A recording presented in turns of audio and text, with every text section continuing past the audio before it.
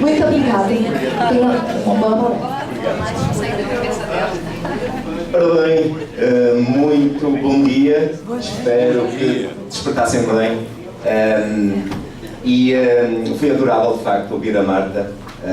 É um ser extraordinário e delicioso de ouvir. Todavia, antes de começar a minha preleção, eu vou-me confessar, já repararam que eu falo português, mas falo muito depressa. Portanto, quando vocês acharem que eu estou a exagerar, peçam-me para respirar fundo e acalmar. Eu certamente vou acalmar um pouquinho, tá bom? Não poderia começar esta palestra sem pelo menos fazer um agradecimento a um senhor que conheci o ano passado, o Dr. Adelino. Acho que todos nós é uma referência incontornável, uma pessoa que eu aprendi a conhecer, aprendi a gostar, e essa expressão é um irmão de luz, acho que é muito bem indicada. Uma pessoa com uma envergadura intelectual notável e de uma profunda espiritualidade, e essa semeadura, esse plantio que ele fez, de facto, dá resultados extraordinários. Meu caro irmão Adelino, é um prazer ter sido convidado por vocês, a Sílvia, toda a equipe que está aqui, e esta magnífica presença. Bom, antes de avançar para a minha preleção propriamente dita, eu vou contar-lhes dois casos aqui que me impressionaram, de certa forma me marcaram.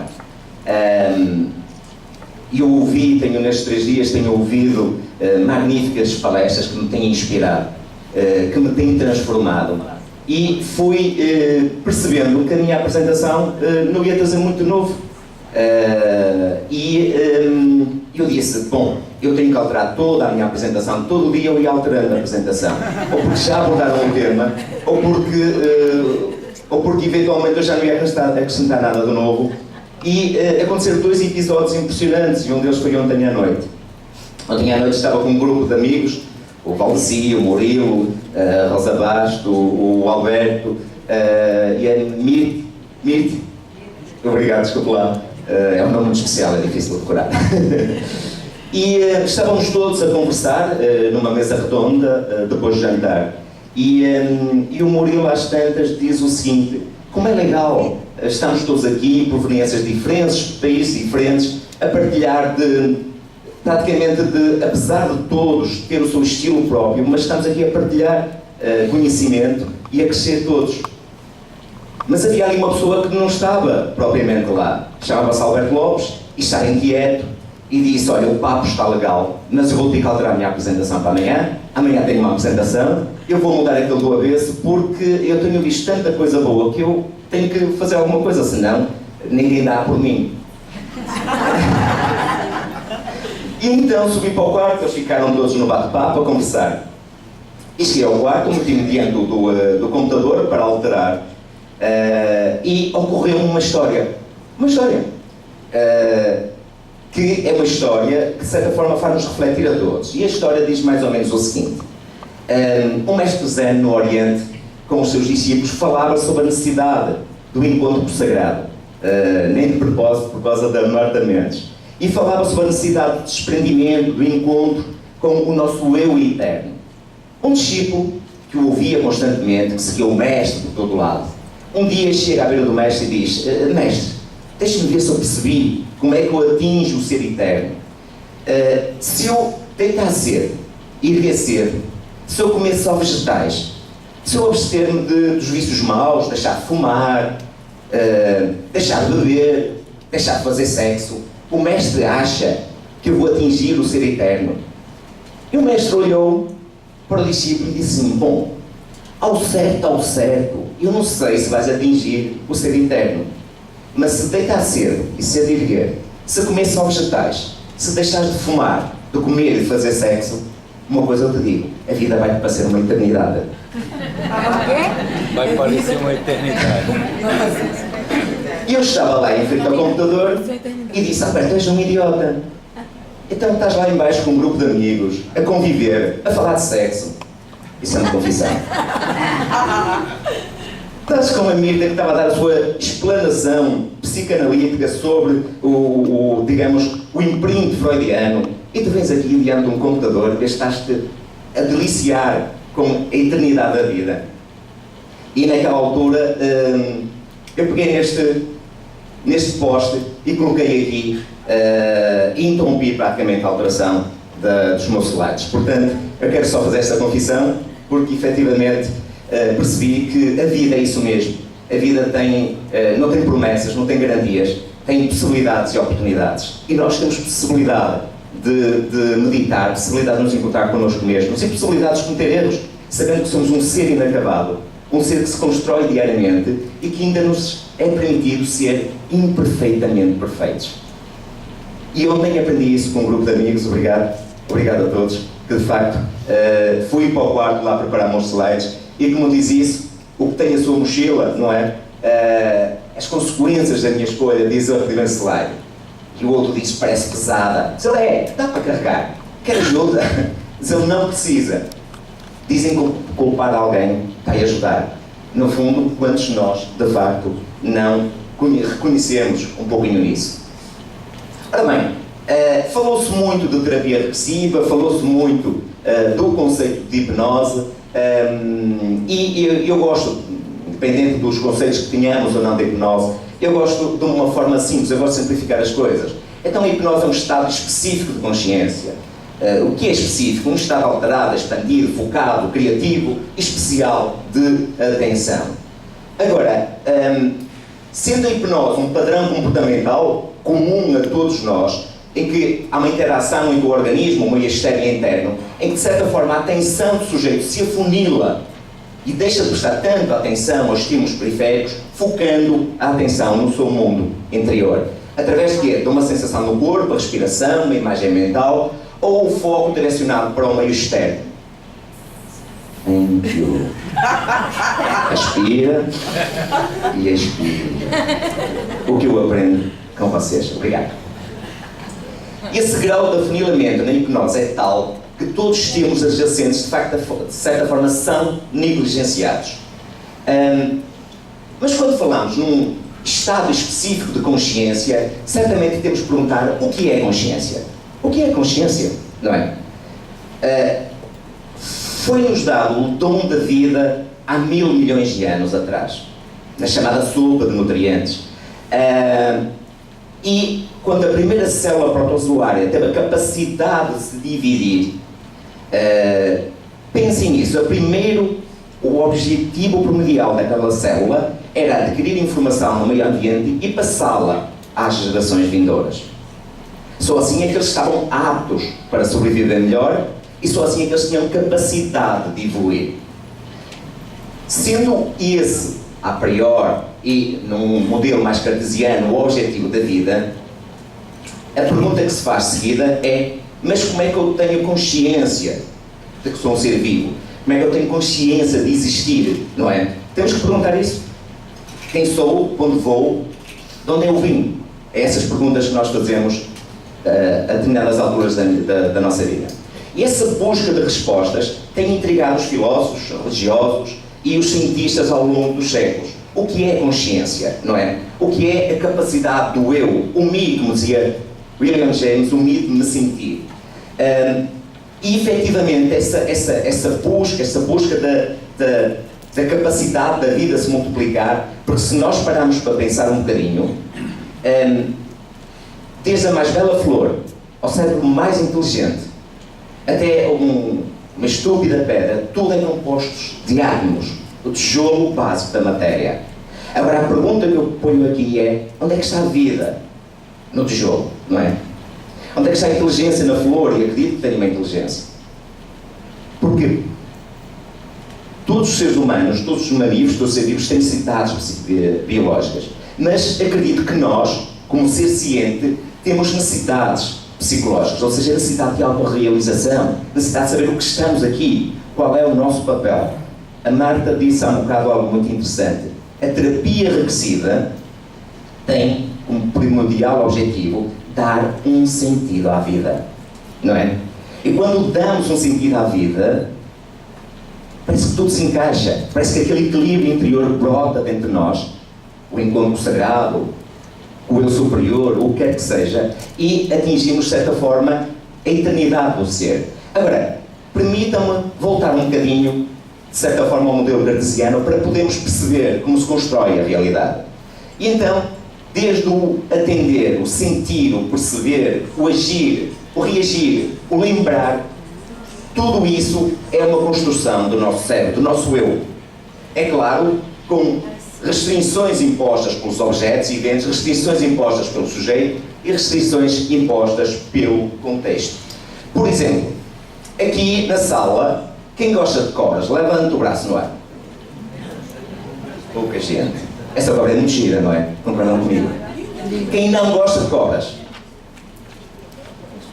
Interessante. Quem é indiferente às cobras? Já repararam que o mesmo objeto causa construções subjetivas diferentes em vários tipos de pessoas? É claro que a realidade cria-se também com restrições impostas pelo sujeito. Ou seja, temos, por exemplo, a lei do Weber-Fechner, que diz o seguinte: quando um indivíduo tem algo, ou é submetido a um estímulo, todas as vezes para dar a mesma resposta tem que se aumentar cada vez o estímulo. Daí, meus senhores, tirem o cavalinho da chuva, como dizemos lá em Portugal. Quando vocês pagam os vossos impostos, o governo vai precisar de mais dinheiro vosso, vai precisar louvar mais para satisfazer da mesma forma. Portanto, não adianta estar sempre a dar, porque ele vai querer mais ainda. É o nosso drama, não é? Portanto, é isso que diz a lei do Weber-Fechner, que seja um estímulo, alguém que passa por uma experiência, para ter o mesmo estímulo, temos que aumentar consecutivamente o grau do estímulo para que ele tenha a mesma satisfação. E, evidentemente, restrições impostas pelo contexto. Temos aqui o efeito priming. Quem está na psicologia experimental sabe muito bem o que é o efeito priming, e o efeito técnico, tarefa aberta, tarefa fechada, que de certa forma diz isso. E o que é que diz o efeito priming, muito rapidamente? Diz algo mais ou menos do género. Diz que o efeito precedente, a nossa experiência precedente, vai condicionar ou facilitar o reconhecimento das experiências altas, das experiências subsequentes. Por exemplo, na linguística, uma palavra que partilha a mesma semântica, por exemplo, hospital médico, é mais fácil de reconhecer, antever, se de facto elas tiverem a mesma semântica, ou fonológica, por exemplo, hora, nora, ou eventualmente morfológica, dançarino, dança. Portanto, isso é de modo já o efeito priming. E se vocês olharem para ali, por exemplo, é mais fácil ler o verde, vermelho, azul do que aqui embaixo se tentar, porque aqui temos um efeito priming. E esse efeito priming vai condicionar a nossa experiência. Daí que, quando falamos na construção da realidade, não há uma só construção. Cada ser é único, diferente e multifacetado de todos nós. Por exemplo, ajudem estes dois jovens a dizer qual deles é que tem razão. Temos aqui 4 barras, ou este aqui temos 3 barras. O que é que acham? Vamos lá. Temos 3 ou 4? Depende da Mas então, a objetividade, onde está? Estamos a ser pouco objetivos. 3 barras, e eu vejo aqui 3 barras. Não me diga o contrário. Não. Olhem bem para aqui. 1, 2, 3. Mas este aqui vê 4. Qual deles é que tem razão? Os dois. É verdade, os dois. É tudo uma questão de perspectiva. Que, aliás, Nietzsche, o pai do perspectivismo, diz algo do género, que não existe uma só verdade, mas várias. Há a minha verdade, há a vossa verdade e há a verdadeira ainda. Não é? Portanto, isso é muito chato, é verdade, não é verdade?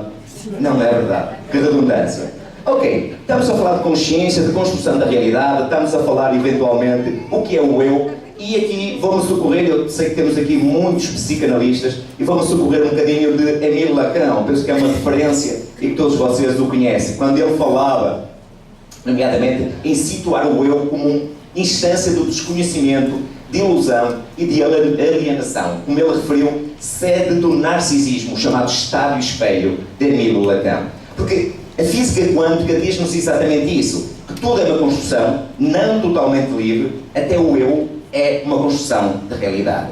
E aqui nós sentimos chocados. Então o eu que sinto, o me de William James, ele não existe, é uma construção da realidade. Isso deixa-nos intrigados, não é verdade? Então o que sou eu? Perguntamos nós. O autor, nomeadamente Lacan, defende que o real e o simbólico e o imaginário estão de tal forma entrelaçados que a nossa estrutura psíquica deixa de funcionar ou fica destruturada se um deles exerce maior força sobre os outros. E aqui, penso eu, de certa forma está explicado muitas vezes os conflitos internos, as partes que de certa forma se delegadiam no nosso interior. E o eu e a impermanência, como é que isso pode existir? A realidade é existir, está fora do sujeito. Como diz novamente o autor, a subjetividade está sempre presente na criação da nossa realidade. Por exemplo, um sujeito que olha para uma cor, o amarelo, é uma experiência do sujeito, uma subjetiva, certo? Mas esse sujeito pode descrever a cor de forma objetiva, ou seja, pode objetivar a subjetividade. E esses interlúdios entre objetivo e subjetivo é que cria a nossa realidade. Como diz Lacan, é exatamente o real imaginário simbólico que vai criar a nossa realidade. Mas o que é o real? Perguntam vocês, não é? O real é o que já existia antes de nós. O interpretante, ele não depende de ninguém para se manifestar. O campo do real é o campo da coisa, que aliás, real vem de res, no latim, res, coisa, não é? E a impermanência daquilo que é nomeável escapa à simbolização, está fora do sujeito. O real está fora do sujeito de nós. Não existe dentro do sujeito o real, porque ele vai construir, vai criar filtros, vai meter restrições e vai fazer uma construção própria da realidade. Daí a máxima, o que vemos cá fora é o que temos cá dentro. Daí que os outros, a maior parte das vezes, são os nossos espelhos. O real é imaginário, subjetivo. Criamos a nossa realidade na medida que hierarquizamos, diz Lacan, as três dimensões, real, imaginário e simbólico, de forma pessoal e diversa, com restrições, já as meti há um bocado, para criar uma realidade subjetiva. Vamos criar uma realidade mais calma, mais tranquila, para que eles possam ouvir. Eu arrisco a dizer que tudo é simbólico, recorre-se ao simbólico, nós, seres culturais, para demonstrar sentimentos como o medo, o afeto, o amor. Imaginem o seguinte, eu, perante a pessoa que eu amo, eu digo assim, sabes, eu sou muito objetivo, eu amo-te, porque o meu cérebro está a produzir umas substâncias químicas chamadas neurotransmissores e vai explotar um potencial de ação, vai fazer uma descarga elétrica que vai fazer com que te ame. Ela olha para mim e diz, tu não me amas. Vocês amavam um homem assim, que chatice. Mas se eu agarrar, pegar numa flor e oferecer a essa pessoa, os olhos dela vão brilhar. Ela vai dizer, és tão amoroso, tu amas-me de verdade. Porque nós recorremos ao simbólico para lhe dizer o quanto a amamos. Perdão, o quanto a amamos, o quanto a mama. O que eu vi no simbólico é terrível, é terrível. Levi-Strauss, o filósofo estruturalista, diz que o real é apenas o imaginário e a realidade é uma construção mental dessa realidade. Os símbolos, diz Strauss, são mais reais que aquilo que simbolizam e o significante precede, determina o significado. Agora, a pergunta que nós devemos fazer é: será que o eu é mesmo uma construção subjetiva? Para Carlos Fernandes, e eu admiro o Carlos Fernandes porque ele está-me a desafiar, e eu vou já mostrar o meu protocolo, e na Gênesis está-me a desafiar a fazer uma tese de doutoramento com o protocolo de doenças autoimunes. E ele diz, é coordenador do curso de Psicologia de Aveiro, diz que o eu pode, em hipótese muito viável, ser uma grande ilusão. A maior fraude de todos os tempos, e é frequentemente fonte de sofrimento, de rigidez, de intolerância, de guerra, de possessão, de irritabilidade, de domínio, uma divindade laica, chamado Narciso, que eventualmente nos molda e que a tal luta de egos que muitas vezes nós falamos aqui. Recordemos novamente o que dizia Lacan, dizia o eu como instância de desconhecimento, de ilusão, de alienação, de sede de narcisismo, o famoso estado de espelho de Émile Lacan. Todavia, essa construção virtual do eu, essa construção imaginária, ele sente-se e orienta-se. Pensem comigo. Porquê é que o eu sente, sendo uma construção da realidade, sendo algo virtual? Não é? O eu faz parte da consciência e simultaneamente somos cientes disso. Quantos de nós, e pensem nisso, quantos de nós, muitas vezes à noite, não conseguimos lidar com um pensamento de ciúme ou de raiva? Quantos de nós tentamos às vezes eliminar uma dor, até com medicamentos fortes, e não conseguimos? Perguntem ao obsessivo compulsivo se consegue retirar um pensamento da cabeça. Então, se esse eu existe e faz resistência, será que ele tem peso, tem massa? Onde é que existe esse eu? Não é? É caso para perguntar. Que, aliás, ocorre-me agora algo mais ou menos do género. Uma definição para a massa da física é a massa é o coeficiente de inércia, ou seja, a resistência à mudança. Agora, se os pensamentos, emoções e sensações resistem à mudança, é porque têm massa. É porque existem. Então nós ficamos aqui entre dois pontos. Então o eu existe ou não existe? E porquê é que eu sinto o eu? Onde é que está esse eu?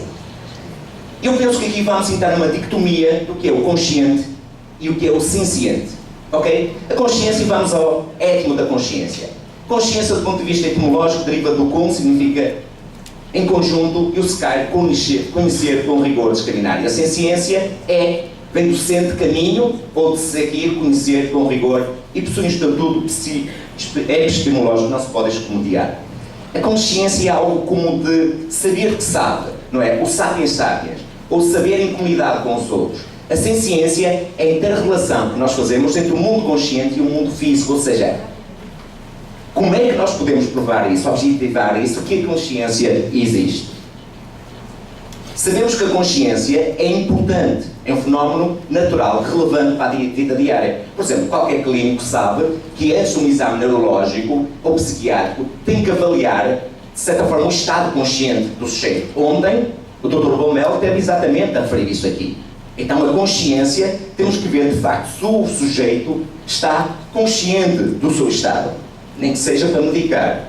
Agora, a consciência é sempre uma forma de vermos, ouvirmos e sentirmos. E a senciência é o que é próprio do self, é aquela objetividade enquanto objeto de conhecimento. Mas há aqui, de certa forma, um acordo intersubjetivo entre o sujeito e o objeto que vê, entre a consciência, que é a consciência daquele objeto subjetiva, e a senciência, ou seja, de que é feito aquele objeto, como é que eu o percepciono. E essa, de certa forma, intersubjetividade vai criar aquilo que na psicologia do Gestalt se chamou a forma, o aspecto, não é? O que é que acontece quando a consciência do observador infere implicitamente naquilo que é observado, o objeto? Segundo a Gestalt, a percepção funda-se no princípio da pregnância da forma, ou seja, o sentido da clareza, a unidade, o equilíbrio da forma. E isto faz surgir a máxima que é o todo é mais que a soma das partes, não é? Agora, vamos ao mergulho na senciência, vamos ao mergulho na consciência. Certo ou errado, se um dado conjunto de objetos, X, é constituído pelo elemento I, W, Y, Z, podemos então concluir apenas que X é igual a Y, W e Z. Certo ou errado? Digam vocês, já ouvi dizer ali a Marília que não, mais. De facto, não é tão verdade como isso. Há situações em que a união dos elementos A e B não nos dá apenas A e B, mas sim uma nova identidade que designamos por ser aquilo que na terapia dos sistemas chama-se propriedades emergentes. E essa nova entidade surge com propriedades particulares que não podem ser explicadas apenas pela soma da propriedade. E para vos explicar melhor, eu vou-vos desafiar agora para um pequeno exercício. Vamos a isso? Vamos, de certa forma, perceber como surge o princípio da Gestalt das propriedades emergentes. E eu estou a fazer essa abordagem para vos fazer uma fundamentação teórica para chegar à minha proposta de intervenção do hipnogênese. Está bem? Então, eu quero que vocês me digam o que é que vem aqui. Penso que todos veem um cavalo, certo? Estou errado ou alguém vê mais alguma coisa? Um cavalo, certo? Estamos todos de acordo? Vocês veem um rosto? Nossa, só vejo um cavalo. Estou mesmo mal. Ok. E se nós somarmos isto aqui, temos outro cavalo, certo? De princípio, temos aqui, isso é uma pergunta de algibeira, temos dois cavalos, uma parelha de cavalos, ou seja, é a soma do cavalo, o A mais B. Vocês já chegaram mais a longe. Essa gente é gente muito evoluída. Eu não tenho chances convosco. No entanto, aqui temos dois cavalos, mas se fizermos isso, surge uma nova propriedade. A propriedade C. É isso que se chama propriedades emergentes. Ou seja, a união do elemento A e B não dá apenas A e B, mas sim uma entidade nova que designamos por ser. É isso que se designa propriedade emergente. Ou seja, a gestalt daqueles dois cavalos, em mistura com o ambiente, faz surgir uma entidade nova, um rosto humano. É. E, curiosamente, vocês podem achar que isto é fácil, mas não é fácil como isso. Por exemplo, nós somos capazes de perceber um gato de todas as formas. Um gato preto, um gato branco, um gato no escuro, um gato de lado, um gato deitado, um gato a dormir. Nós somos capazes de interpretar o gato, a sua forma, a sua gestalt, com muita facilidade. No entanto, os informáticos, quando tentam criar um algoritmo para tentar determinar o perfil do gato, não é? Para determinar a forma do gato, o algoritmo esbarra miseravelmente em erro quando, por exemplo, temos lá um gato impressionista, ou o Hobbes do Calvin, em que, de certa forma, o algoritmo não consegue interpretar. Porque o algoritmo, se calhar, não tem o eu, não tem a consciência, não consegue fazer surgir uma propriedade emergente, não é? Quando vocês olham para o gato, não estão a olhar para o rabo ou para a orelha. Olham para o todo, olham para a sua gestalt, olham para o aspecto que lhes dá e de imediato chegam à conclusão que está ali um gato. Um algoritmo de um computador tem grande dificuldade em fazer isso. E porquê? Porque, de certa forma, essa capacidade de criar um aspecto, uma gestalt, partilha a visão, a percepção, o sentido do caráter, da totalidade. As chamadas propriedades emergentes da biologia estão lá e nós conseguimos detectá-las. Porque uma definição das propriedades emergentes da biologia é que, quando duas substâncias se encontram ao acaso e se misturam com o ambiente, surge uma ordem no caos e surge uma nova propriedade com características totalmente diferentes da soma das anteriores. E acompanhem esse meu raciocínio. Pensem no oxigênio e no hidrogênio. Dois átomos de oxigênio dois átomos de hidrogênio e um de oxigênio dá o quê? Água. H2O. No entanto, nós somos capazes de perceber completamente a composição do oxigênio e hidrogênio individualmente. As suas massas, o seu núcleo atómico, não é? O seu espectro de absorção. Nós somos capazes de prever, mais ou menos, o comportamento daquelas duas moléculas. Mas todo esse conhecimento não é capaz de antecipar a maravilha da física da química, que é as propriedades da água. Já repararam que o oxigênio é combustível? Não, perdão, o hidrogênio. O oxigênio é componente. No entanto, a água nem é uma coisa nem outra. A viscosidade, o ponto de fusão, o ponto de evaporação, surge uma entidade nova que, aparentemente do caos, surge uma entidade nova que é, como nós consideramos, a fonte da vida. E isso é muito importante quando nós pensamos que as propriedades emergentes estão em todo lado, na física, na teoria dos sistemas, na biologia. Por exemplo, um cardume de peixe, um peixe individual tem um comportamento, mas em conjunto, já repararam quando um cardume de peixe está no oceano e surge um predador de perto, de imediato eles mudam de direção sem uma comunicação sequer existir. Acontece com um bando de pássaros, uma colónia de formigas, tudo isso de facto, e agora está muito em moda as redes sociais, é uma propriedade emergente de elementos individuais que em conjunto, em contacto com o ambiente, forma uma propriedade nova. Agora, a pergunta que eu ponho é, e na hipnose, será que se pode aplicar o mesmo princípio? E aqui que eu tento chegar à minha proposta de intervenção, o hipnogénese. Todos sabemos que a hipnose é um padrão comportamental comum e ocorre espontaneamente várias vezes ao dia, certo? Sendo um padrão comportamental que responde a um estado específico de consciência, aspecto fenomenológico senciente desse padrão, que ocorre espontaneamente e deve-se a características funcionais no organismo, não só com o encéfalo, ele está aqui, não separado do encéfalo, mas interagindo com o meio envolvente, influenciando uma resposta. E não tenham dúvidas que essa resposta é extremamente poderosa. Por exemplo, use a sua imaginação. Porque todos nós sabemos que, efetivamente, a sugestão, a imaginação, é capaz de produzir mudanças sensoriais e motoras no indivíduo. Mas hipnose, isso é por demais evidente. Agora, use a sua imaginação.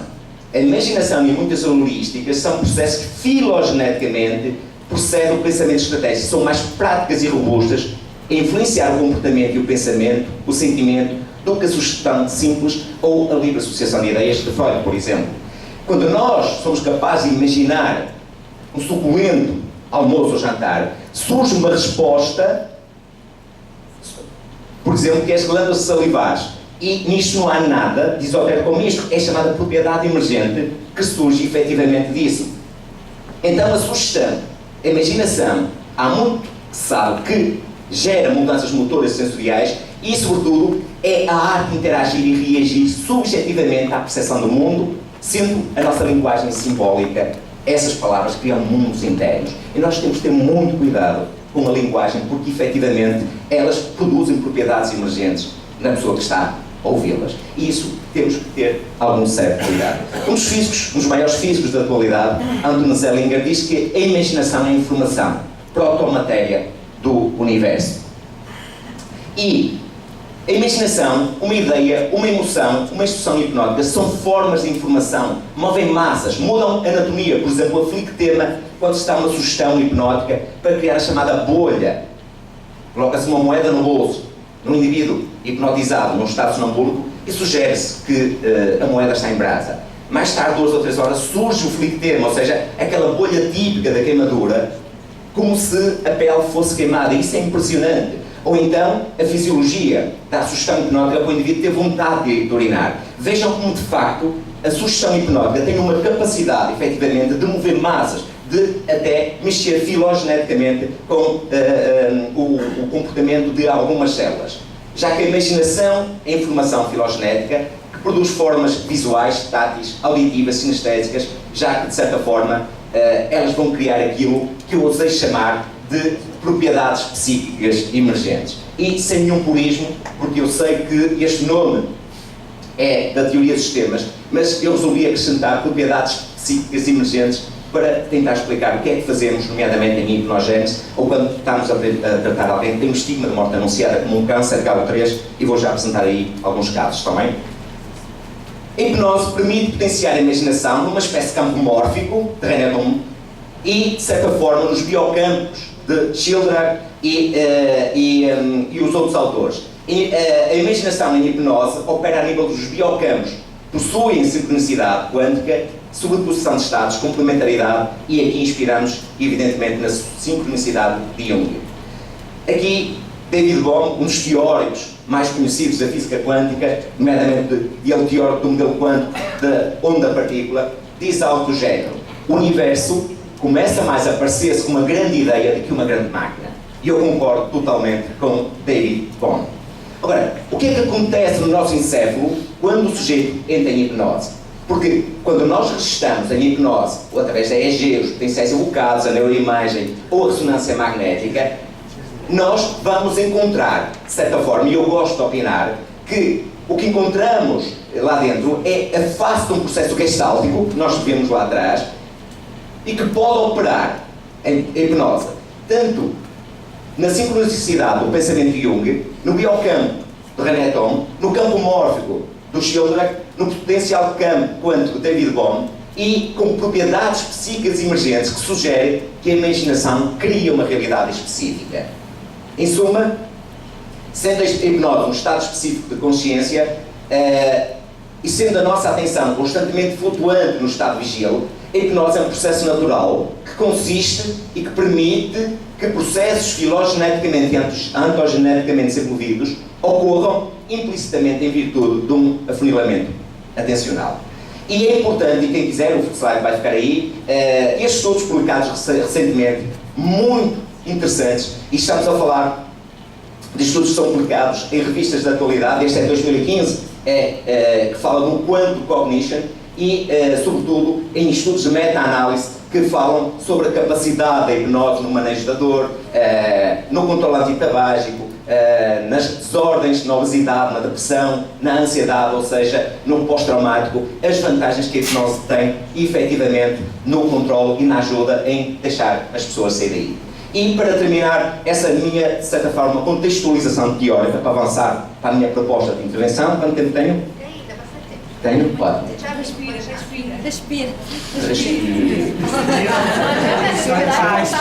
Eu também, respiro para.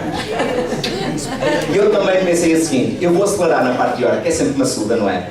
Mas quando falamos em doenças como esclerose múltipla, artrite reumatoide, doenças reumáticas ou câncer, aquilo que eu designo como doenças de estigma morte anunciada, se nós não fundamentamos a nossa abordagem, a nossa teoria, a academia não vai aceitar um protocolo deste género. Então nós temos que fundamentar muito bem o modelo para que ele possa ser aceito. E isso é importante. Portanto, não tenho que perder esses 15, 20 minutos nesta fase inicial, porque o melhor ainda vem aí. Ok? Ok, para terminar, talvez o conhecimento, e diz Zellinger, é tão fundamental ou ainda mais fundamental que a realidade. Sintetizando, e para avançarmos para a proposta de intervenção, o fenómeno hipnótico, sendo, obrigado, o que vale é ter pessoas que gostam de mim, senão está feio. Eu falei das propriedades emergentes do hidrogênio e oxigênio e nem sequer faço uso delas, já viram?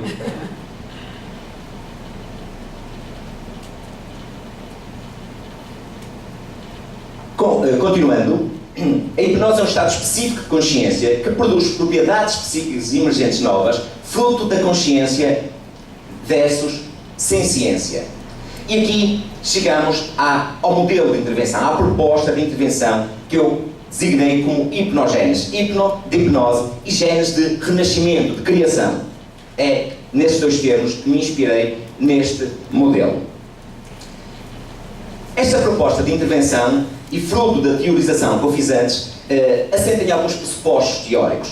O princípio de sincronicidade de Carl Gustav Jung, pai da psicologia analítica, o princípio do universo como um holograma de Karl Pribben, o princípio da ressonância mórfica de Sheldrake e o princípio de propriedades emergentes da biologia e da teoria dos sistemas.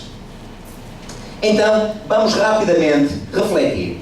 O princípio da sincronicidade quântica de Carl Gustav Jung dizia que tudo no universo está interligado por vibrações, a chamada sincronicidade junguiana, a nível dos campos quânticos, que não há coincidências e que tudo tem uma razão, um propósito para acontecer. Conhecem a máxima? Nada acontece por acaso, não é?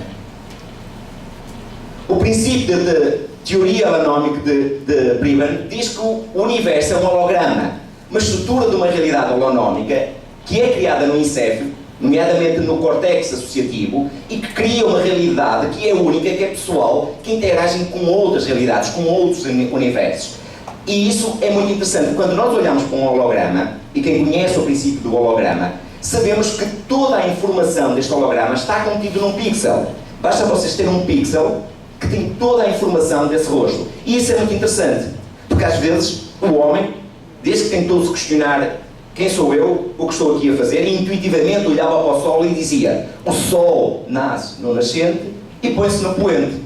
Depois vieram aqui os físicos e os cientistas e estragaram essa beleza toda. Não é o Sol que nasce. A Terra é que tem um movimento giratório à volta do Sol e dá-nos a ilusão de que, de facto, o Sol move-se, mas é a Terra que se move. Portanto, e esse levantar do véu, essa ilusão, às vezes estraga-nos a beleza da vida, não é? Mas é importante que saibam que no micro existe o macro e que no macro existe o micro. Então a teoria holonómica de Pribben diz que efetivamente o universo é um grande holograma criado pela nossa mente. Daqui podemos inspirar em Asmiti Goami, quando ele diz o universo autoconsciente, que tem consciência de existir e que se manifesta se calhar através de nós, de múltiplas consciências, que vai criar uma propriedade emergente que lhe chamamos Deus, universo superior, o que quisermos. Eu estou muito excitado, não estou? Isto ontem, aquela mesa redonda a falar de sexo no final da noite foi terrível. Percebem que vou ter que sair de lá? Senão vinha cheio de substâncias. Ok, o pressuposto da ressonância mórfica de Sheldrake, que diz que qualquer pensamento cria uma ressonância mórfica que se conecta na mesma frequência vibratória com um pensamento semelhante.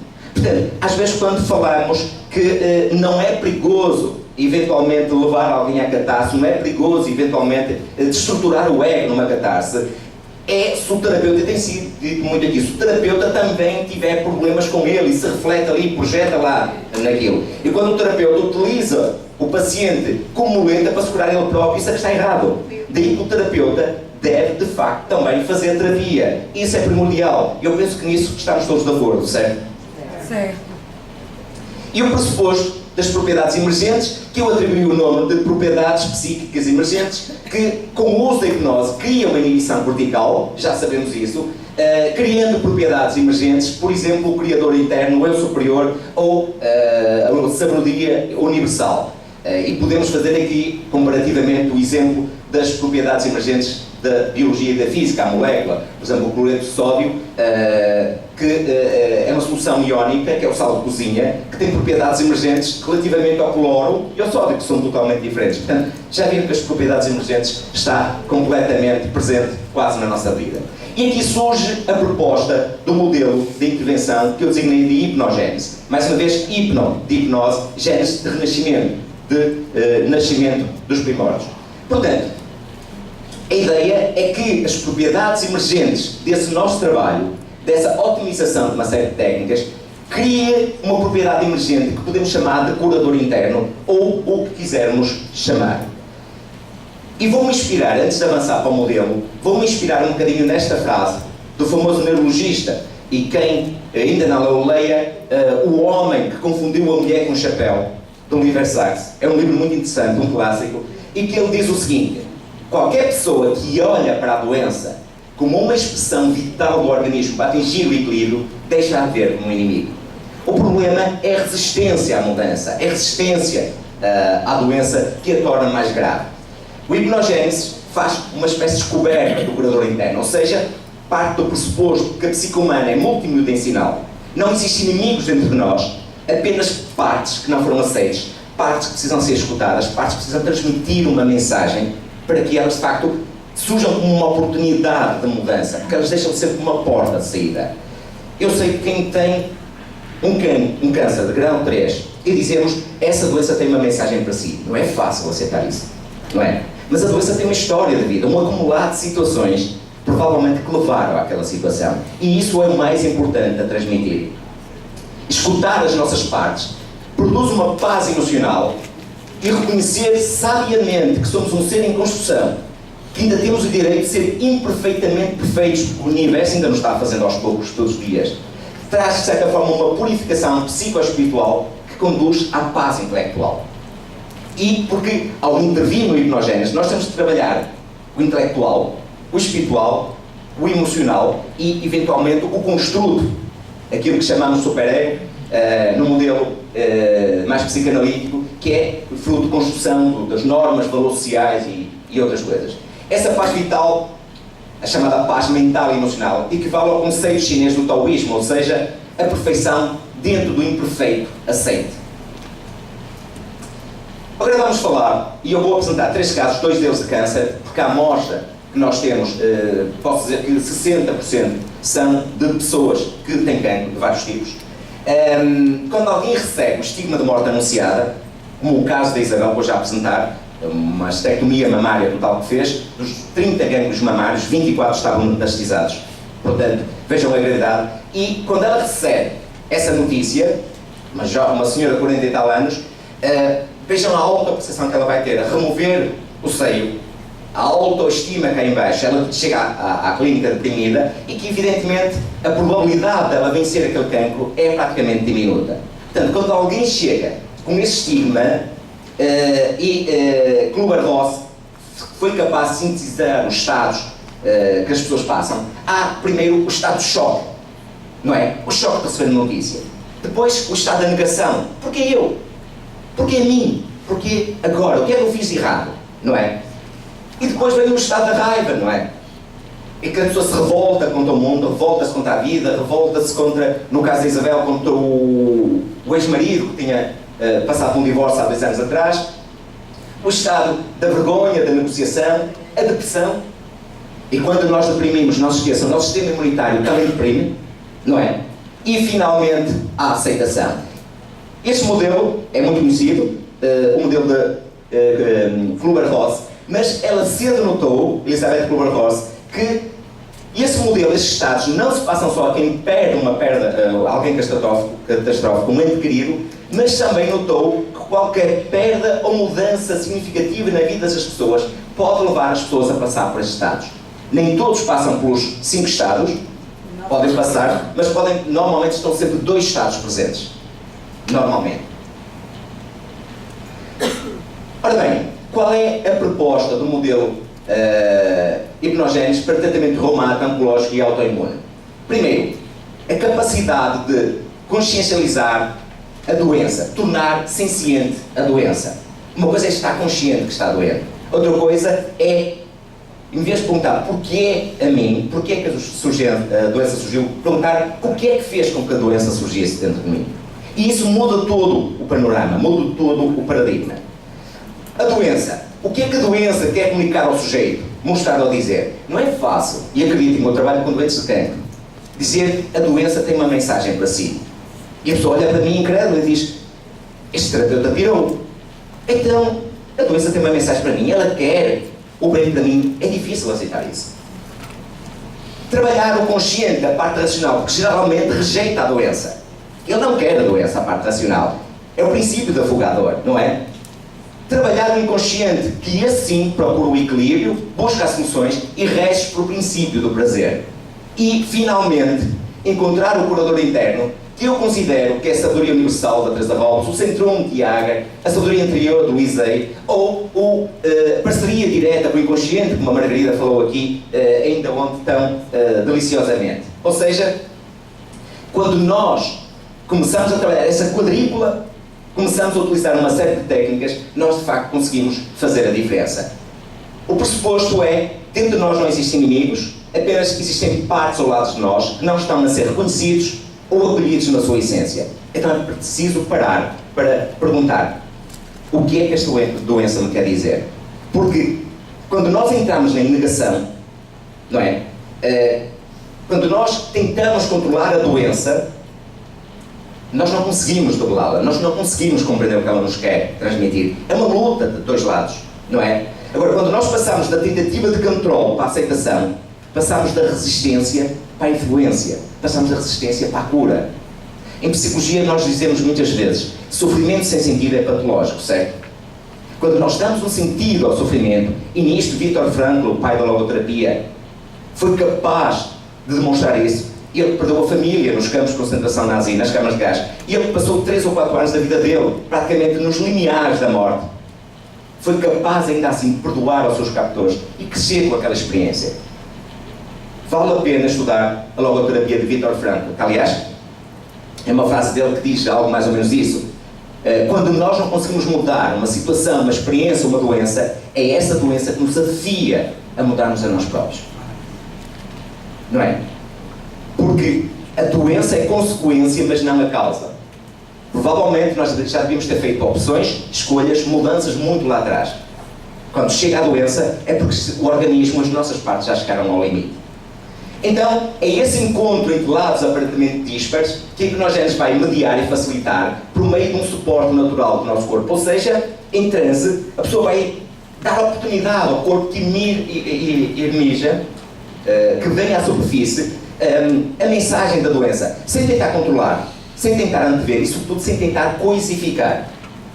Vamos ver a doença na sua essência. Isso faz uma facilitação natural, uma compreensão positiva do problema e do respectivo de mudança, já que ajuda a pessoa a confiar no processo terapêutico, já que descobre uma dinâmica interna que se quer fazer ouvir e uma vida psíquica que está inerente. É isso que a doença quer eventualmente transmitir-nos. Nós falamos muitas vezes o medo, e de facto o medo paralisa-nos. Mas está na altura de nós metermos medo ao medo. Não é? Porque o medo é um mecanismo de sobrevivência. O medo é nosso amigo. Agora, quando o medo torna-se desproporcional ao motivo que o causa, torna-se de facto disfuncional. Mas se nós o escutarmos, se nós formos capazes de perceber o que é que o medo está ali a fazer, ele diminui de dimensão, a sua função está cumprida. Ele deixa uma porta de saída para a pessoa atingir o equilíbrio. E é esse o pressuposto.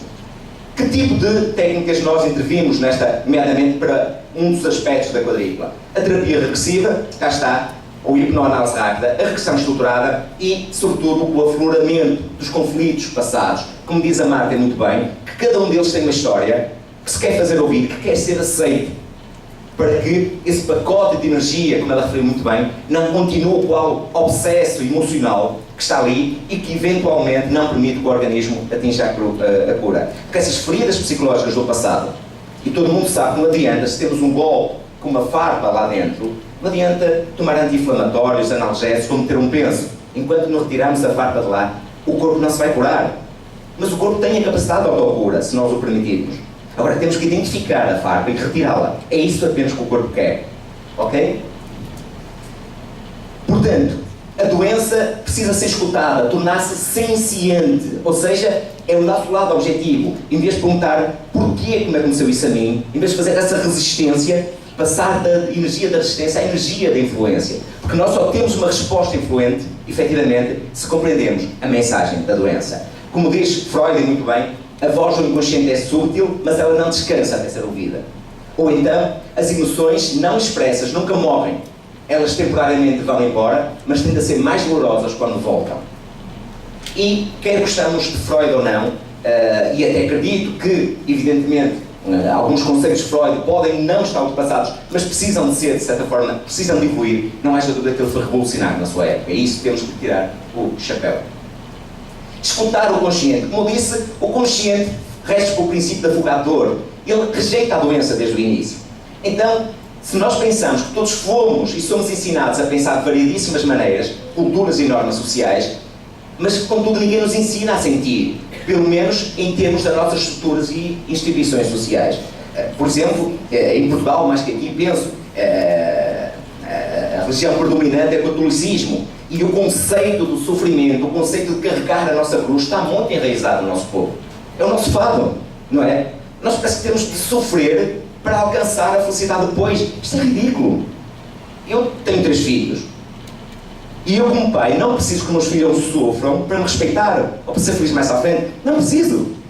Eu posso pedir respeito, eu posso pedir responsabilidades sem castigar os meus filhos, sem os pôr a sofrer. É um disparate.